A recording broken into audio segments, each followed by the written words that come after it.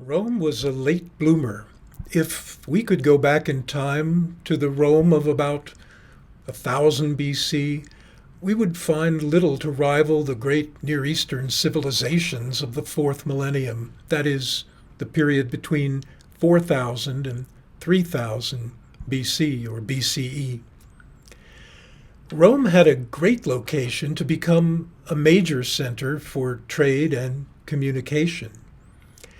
Italy looks like a long boot, and running down its spine are the Apennine Mountains, which can rise up as high as 10,000 feet in the north-central part of the country. Much of the eastern coast can be inhospitable to ships, and therefore also to trade, due to the rocky and mountainous areas. You have to go up to Ancona and Venice in the northeast arc of Italy, or down to Bari further south to find good eastern harbors. And that's one of the reasons why these areas became so important. In southern Italy, the Apennines split into two mountain ranges, one giving out in the heel of Italy and the other ending near the toe. So a great deal of trade and urban development was forced by the configuration of the land to center around western Italy. The period of time when a cultural group known as the Villanovans were arriving from Central Europe, when Greeks were colonizing the southern part of Italy, and when Rome was beginning to grow, is known as the geometric period. And it lasted from approximately 1000 BCE to around 675 BCE. The Romans belonged to a group of people who had made settlements around the area of Rome at a number of sites. They were known as the Latins, or the Latial culture, Latial, Latial culture, to archaeologists. And the general area of their tribal affiliation is known as Latium. North of the Romans, well north of them, and the broader area of Latium, there were also vast resources of metal that became increasingly exploited after 1000 BCE. And south of Rome, there were good harbors and fertile lands which could allow settlers. This southern area, including Sicily, became increasingly settled by Greeks who were emigrating from their native lands for a variety of reasons: warfare, famines, trade, or just high adventure. The southern part of Italy eventually became referred to as Greater Greece, what they called Magna Graecia. So populous were its new settlers. Now, north of Rome, there were settlers coming down from Central Europe to find fertile lands and to exploit the metal resources of those sites in northwestern Tuscany. Some of these groups cremated their dead and buried them in ash urns, giving rise to the name Urnfield cultures. One such group, we mentioned briefly, was called the Villanovans, so named from their type site Villanova, which was discovered by the archaeologist Pericles Ducati. The urns that contain the ashes of the deceased are known as biconical urns because they look like two ice cream cones that you'd place against one another. They were made of a ceramic ware that was kind of rough to the touch and was handmade by what we call the coiling technique, very simple technique of wrapping coils of ceramic around in a circle and piling them on top of one another, and then smoothing them into a pot shape. The pot was then fired in a reducing atmosphere with limited exposure to oxygen, to the air, and so usually emerged from the kiln black in color. And this pottery has come to be known as impasto ware.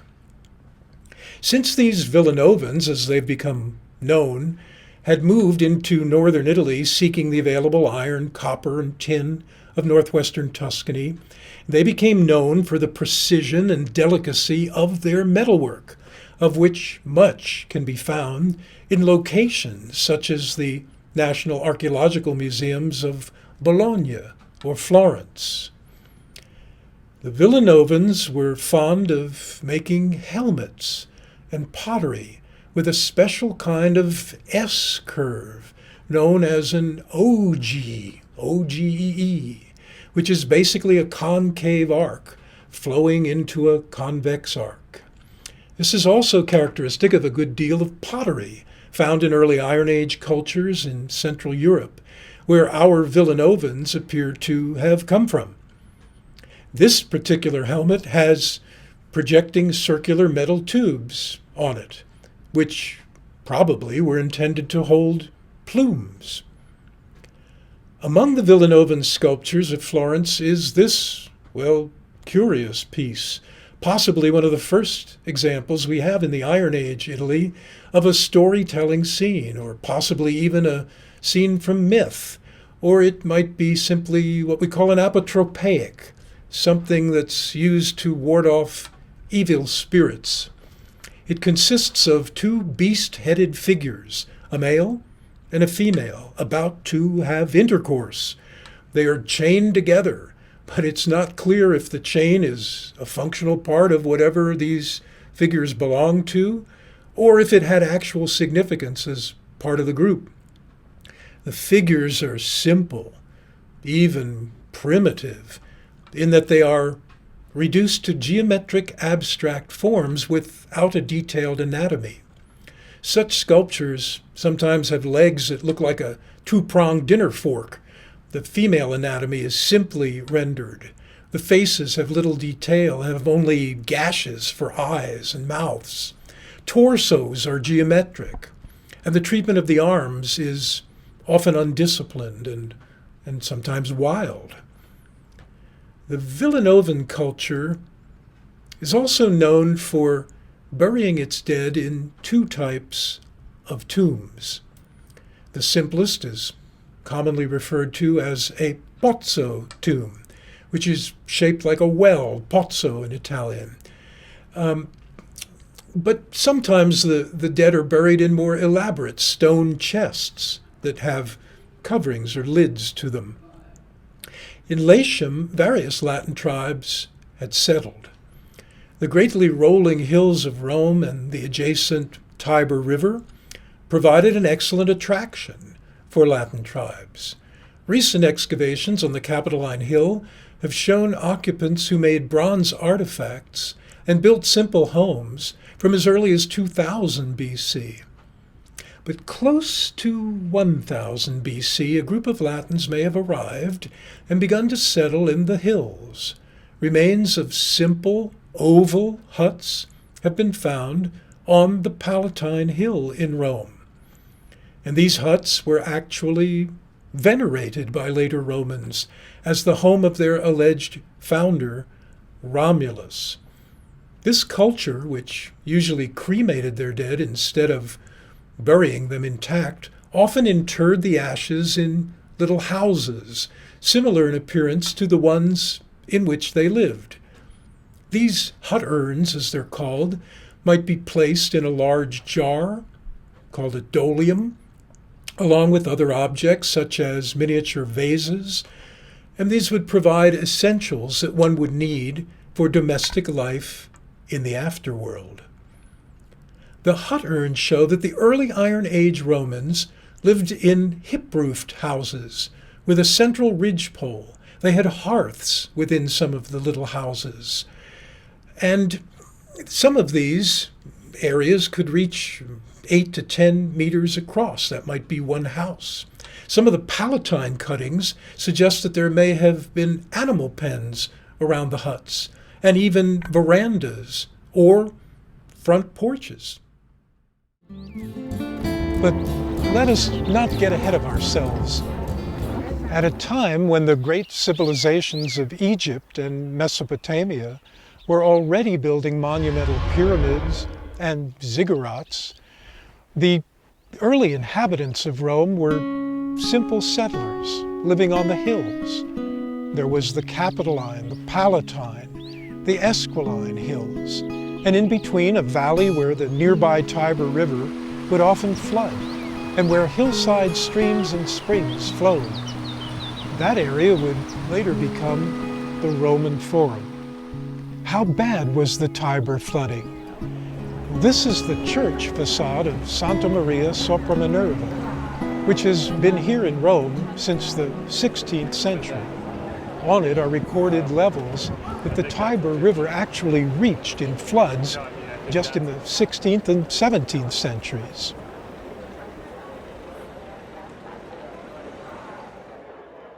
The early settlers on the hills of Rome gradually became a mix of locals and new peoples, of people burying their dead intact in long chamber tombs, in the practice we call inhumation, and those newer arrivals from Central Europe who were cremating their dead and putting them into little urns or huts, which resembled their simple homes. In the valley below the Capitoline Hill, the Palatine Hill and the Esquiline Hill in Rome, was a marshy, swampy, gooey area that flooded periodically from the Tiber River. It wasn't usable for anything other than a cemetery, maybe, during the 10th and 9th centuries BCE. At least the occupants of the tombs didn't complain about the marshiness. It was called the Sepulchratum, the place of the tombs, and it was first systematically excavated around the year 1900 by the innovative Italian archaeologist Giacomo Boni. The Sepulchrito was a necropolis, or a city of the dead, built right in the midst of the area that would later become drained and filled in and would become what we call the Roman Forum. It would seem that the bodies of really prominent male members of the society would be burned and cremated and put into urns that were often shaped like huts, and other lesser members and women would be instead inhumated and put alongside these highlighted cremation burials. And there's grave goods, and the necropolis is used from about the 10th century into the 9th century BCE. After that, they moved the necropolis away further east. And that is probably one of the earliest signs that somebody has an idea that the forum can serve for something else. And the only reason why you stop burying in a place is because the dead, carry a certain impurity. There are dangerous beings to a certain extent. And so you don't want to have them where you're doing something else. You don't want to have them where you're having some religious rituals. You don't want to have them where you live. And so the pushing away of the Forum Necropolis, so-called Sepulchratum, is probably the first step towards reclaiming that piece of real estate and making it into something else. And it happens as early as the 9th century. This simple cultural level in the 9th and 8th centuries BCE was the way Rome actually looked. It was a series of villages on the hills, tribal groups just beginning to get together, a world of simple carts and draft animals, sheep pens and round huts. Here in the Umbrian community of Blera, Angelo Bartoli and his group diligently reconstruct the early Iron Age on his 6-acre ranch. He runs a camp for those hardy souls who want to learn how to make things in the ancient way. Allora, noi qui abbiamo creato un centro di archeologia sperimentale e studiamo forme di vita dell'uomo che ci ha preceduto, dell'uomo dell'antichità in prevalenza. Abbiamo due percorsi. Uno è un percorso didattico che usufruiscono bambini dalle scuole elementari fino alle università. Questi pali che reggevano così. Angelo Bartoli is rebuilding huts in the style of the time of the first rulers of Iron Age Rome. later Romans would come to honor their mythical founders Romulus and Remus by showing their hut village right here on the Palatine Hill in Rome. If Romulus and Remus really existed, their world was simple and modest. But the legend of Romulus over the years has, of course, well, expanded.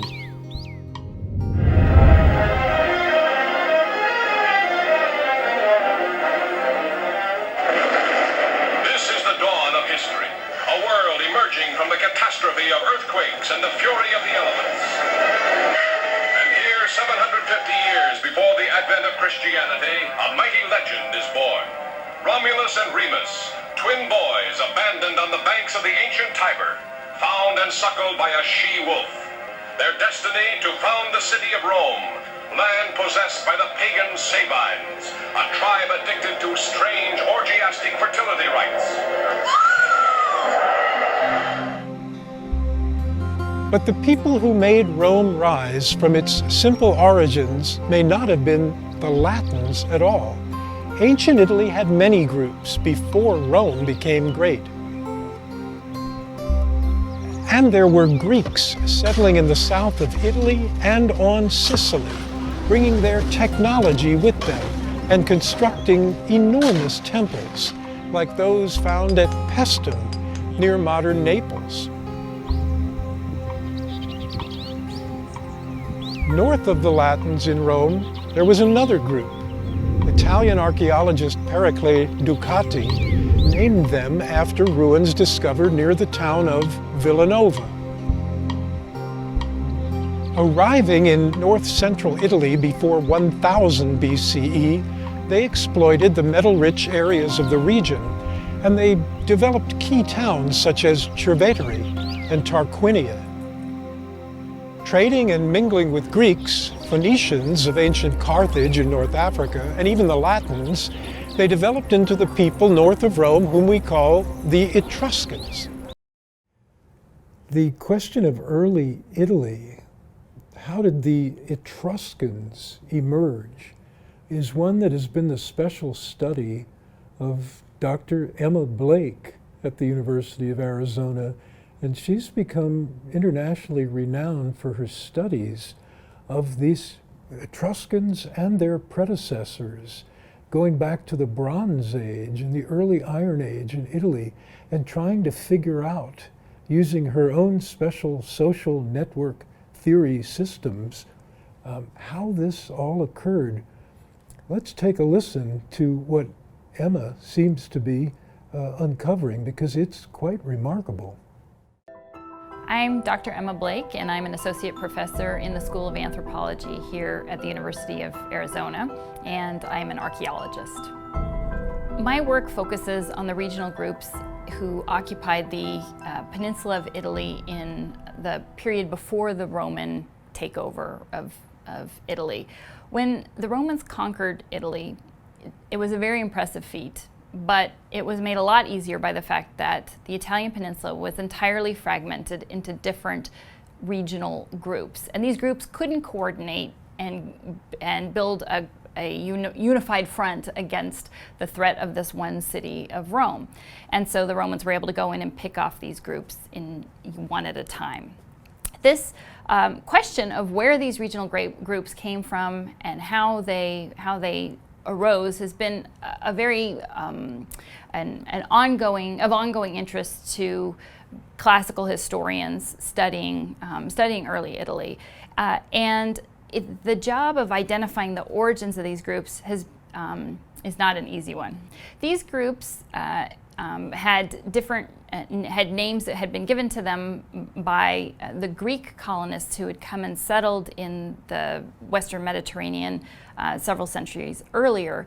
And some of them had their own languages and they had their own sort of identities. We know of the big successful ones like the Etruscans, the Latins, the Veneti are well recorded. But there were other smaller groups as well that probably weren't even really ethnic groups. They were just tribal groups and little clans who managed to remain independent up until the time of the Roman conquest. So I've been very interested in this question of how did these groups come about? Because if you go back far enough in time, you cannot see them in the archaeological record. The artifacts that people used, the pottery that they made, the houses that they built several hundred years before the Roman conquest, all looks very homogeneous across the entire peninsula. And so there has been a tendency in the scholarship recently to say that these groups are artificial constructions, that they came about, the Greeks gave these people's names, and the Romans helped cement their separate identity, really just in opposition to the threat of the Romans. I'm taking a different tack in my research, which is to say there has to be some core of truth, in the sense there must be more to these groups than just an artificial construction imposed by outsiders. They must have had a sense of self-identity. So I'm looking for those groups far back in the archaeological record, that is far back in the past, 1,000 years before Rome conquers them and effectively wipes them out. And I'm looking for them in just using the materials that they left behind, because there are no texts in this period that I look for them in, which is the Bronze Age. So to do this, to do my study, I recorded all these what I'm calling exotica, these foreign objects that have entered Italy in this critical period of a few hundred years in the late Bronze Age, and I map out their distributions. I was able, using social network analysis, to reconstruct, based on these distributions of these luxury goods, regional groupings that you cannot see in any other aspect of the archaeology, but you can see it in the movement of these goods. And so on the maps, I've identified these regional groups, which, when placed against the later named ethnic groups at the time of the Roman conquest, some can be matched up very neatly indeed.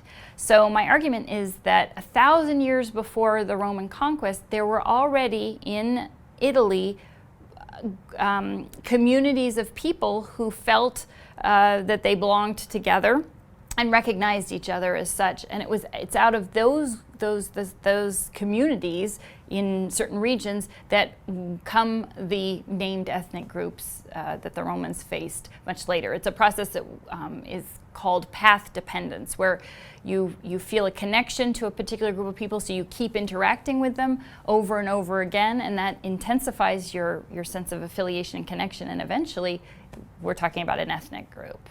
A group that people always are curious about is the Etruscans, because their origins remain a great mystery to a lot of scholars. But I think that I can see, at least back in the late Bronze Age, the presence of towards the end of the Bronze Age, in 1200 to 1000 BCE, the emergence of a group in the region that will become the heartland of the Etruscans. And when I'm detecting it, I would not call it an ethnic group. I'm seeing a network of interaction in place in southern Italy that doesn't encompass what later will be the entire Etruscan homeland, but I think is the kernel of what will eventually become the Etruscans. So where does that group come from? I think it's indigenous. It's locally derived, but it is heavily influenced by groups in the north that had existed in the centuries just prior to that. And there was a very big, powerful group in the 1300s in northern Italy that broke apart quite dramatically around 1200 BC, and we're not exactly sure why, but maybe environmental reasons or overpopulation. And that what we're seeing in Etruria in the final Bronze Age is the sort of the vestiges of some of those either the northern populations or the vestiges of a larger network that had existed before and breaks apart and remains intact in Etruria. In the territory along the banks of the Po River in northern Italy, there was a group in the Middle Bronze Age and what's called in Italy the Recent Bronze Age, so the middle part of the second millennium BCE, there was a group called the Terramare culture. They didn't call themselves that. That's what we, as archaeologists, call them. And they were pretty remarkable for their time. They had very organized settlements. Quite large settlements for that time in Italy, and they traded extensively and engaged in a lot of craft production. And they were sort of the economic powerhouse of pretty much all of Italy for several centuries. And beyond simply the core of the Terramare culture was what I identify as a sort of a halo of groups that were participating in on the margins of this very powerful economic nexus. And my claim is that I can see in those early centuries that Etruria, some groups in Etruria are participating in these much larger networks, and then something terrible happens to the Terramare peoples, and that's another question that I'm not going to tackle today, but it's probably some sort of environmental collapse brought on by overpopulation. Whatever it was, they disintegrate quite dramatically. But the groups that had been on the margins of that economic sort of whirlwind, they actually they survive, they withstand this collapse of the center and seem to become independent at that point and pick up their own, maintain their own local ties that they had established with the Terramare group, and carry on independently. And I think it's out of that, what had already become a habit of trade and interaction on the margins of that group in Etruria, that we see the rise of a unique, distinct group that will become the Etruscans many centuries later. Back in the recent Bronze Age, when the Terramare group is flourishing in 1350 to 1200 or so BCE, you can see on a map, when I placed the networks that I was able to construct using my methodology onto a map, you can see that there are many, many sites packed up in northern Italy, and then a string of sites, smaller groupings that extend down the peninsula, actually as far as the heel of the boot, but then also into, for what I'm talking about now, particularly interesting, into what is west central Italy, and where later the Etruscans will arise. And it's in that tail of that extending into west central Italy that I recognize the earliest traces of a group in what will become Etruria. That's in the recent Bronze Age. Skip ahead a couple centuries to what's called the final Bronze Age. The Terramare culture is gone. That network has disappeared because, as I mentioned, it had been destroyed. And in its place, we see through the peninsula a whole series of smaller groupings down in southern Italy, up in the north in the Veneto, in the east coast of Italy, bordering the Adriatic, and then in the west as well, in Etruria, we see sites, we see networks there as well. And it's at that point that we can really look and identify from those regional groupings the ethnic groups that are visible and will be named and will be actively fighting against Rome in the 4th and 3rd centuries BCE. So the kinds of artifacts that I used in my study include things like Mycenaean pottery. This is pottery made by the Mycenaean Greeks on the Greek mainland that was shipped in considerable quantities all around the Eastern Mediterranean, and in lesser quantities, but still notable amounts, to as far as Italy, and even a few pieces have gone as far as Spain. But for our purposes, what's interesting is where those Mycenaean pots end up in Italy, because the Greeks who brought them would almost certainly have just left them along the coast. They would have come by boat and deposited them there. So any pieces that reach inland or have traveled overland almost certainly by local Italians, not by Greeks. Other objects I'm interested in that I used in my study is amber. Amber can be traced to the Balkans and would have been brought down through very complex routes of trade all through the Bronze Age. Amber was a prized material, and it turns up on sites in Italy in the form of beads. Many of these beads cannot be dated because they're so plain, but there are certain kinds of beads that are very distinct in form that we can say very precisely when they date to.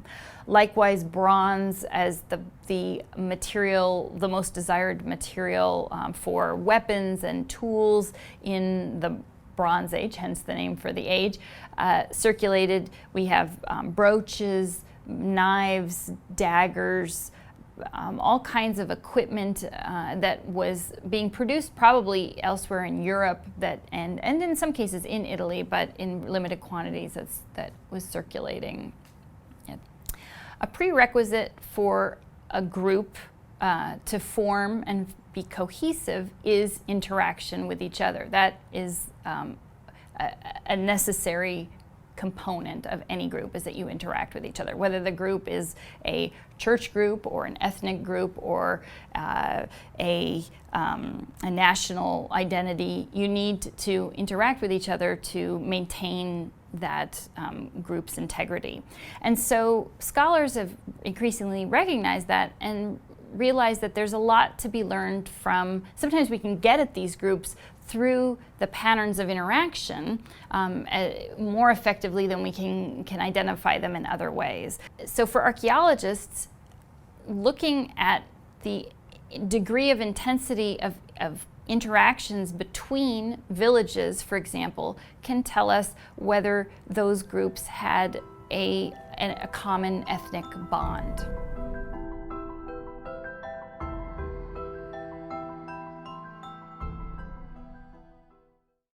To sum up, the world of the early Iron Age in Italy consisted of cultures moving into northern and central Italy from the north, a little before 1000 BC, and mixing with earlier Bronze Age cultures already present. Groups such as the Villanovans exploited metal resources, while the Latins settled in diverse towns to the south of them. Later, Greek traders and colonists began to arrive along the coasts in western Italy and Sicily, which helped to begin to raise the cultural level throughout the Italian peninsula.